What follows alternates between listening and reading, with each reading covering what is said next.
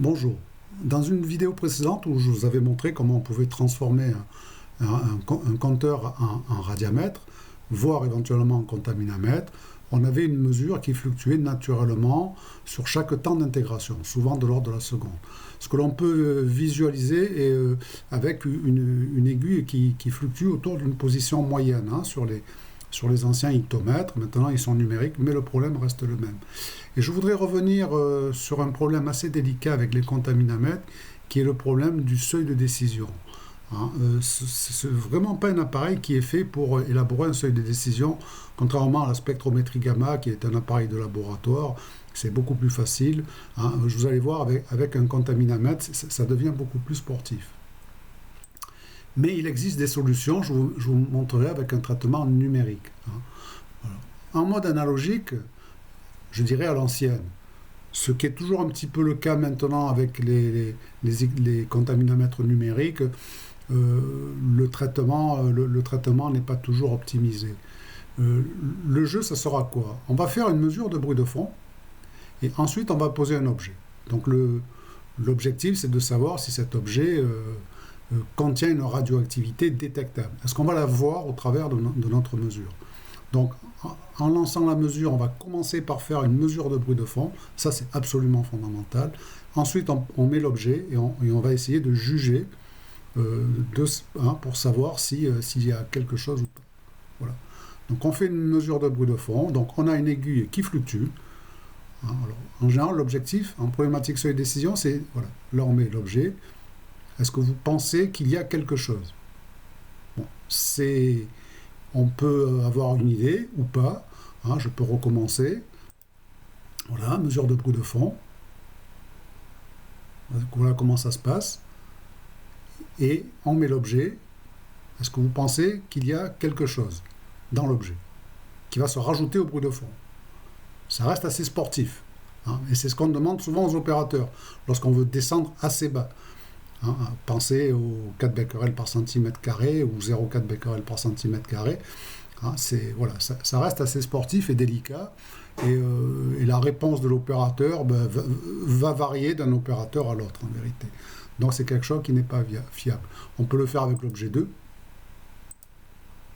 Alors, dans cette situation-là, si on veut élaborer un seuil de décision, il faut, en mesure de bruit de fond, aller chercher la position maximale de l'aiguille et ensuite, en mesurant l'objet, voir si éventuellement la position moyenne de l'aiguille lors de la mesure de l'objet est au-dessus de la position maximale de l'aiguille dans le cas de la mesure de bruit de fond. Bon. Donc, c'est possible, mais là encore, c'est très sportif. D'accord? Alors, je vais vous montrer ce que l'on peut faire dans les mêmes conditions de mesure, en traitant correctement l'information, c'est-à-dire en mémorisant chaque mesure sur chaque temps d'intégration, en passant en numérique. La différence essentielle, au-delà de la numérisation, c'est que là, c'est l'opérateur qui dit à l'appareil, je suis dans la première phase, la mesure du bruit de fond. Donc ça, il faut le dire à l'appareil. Et lorsqu'on mesure un objet, ben voilà. Donc vous allez voir, lorsqu'on mesure l'objet, il faut que l'opérateur le signale à l'appareil. Ça, c'est pas l'appareil qui peut le savoir. Donc, lorsqu'on va lancer la mesure, on a toujours l'aiguille qui fluctue, mais là, vous voyez, en mesure de bruit de fond, on vient calculer un seuil de décision. Alors, c'est très rapide, mais au début, le seuil de décision, il est là, et très rapidement, il descend. Et lorsqu'on met l'objet, on vient chercher la moyenne de toutes les mesures avec objet.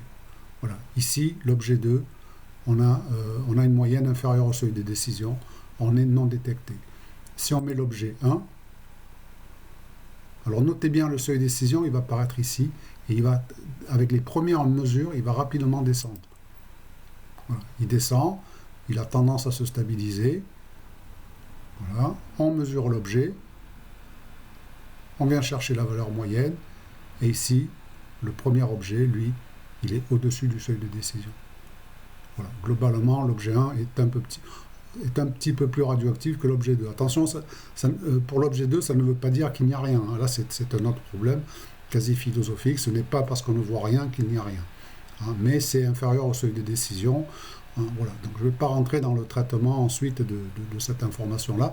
Mais vous voyez qu'avec un appareil numérique, dont l'intérêt est de mémoriser les valeurs, on peut les traiter correctement, optimiser le seuil de décision, aller chercher le seuil de décision le plus bas possible, et ensuite comparer, non pas avec une aiguille qui se débat, mais afficher la valeur moyenne, et qui plus est, le mémoriser.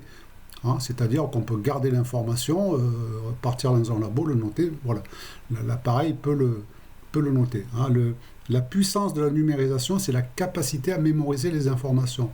Or, il se trouve souvent que, notamment en mesure nucléaire, lorsqu'on est passé de système analogique au système numérique, on a fait que reproduire les systèmes analogiques, sans apporter cette capacité à mémoriser l'information, notamment sur les mesures multiples, et à les répéter. Voilà. Alors, de la même façon, on peut passer à une problématique incertitude. Hein, et puis, voilà, si on se met en mode numérique,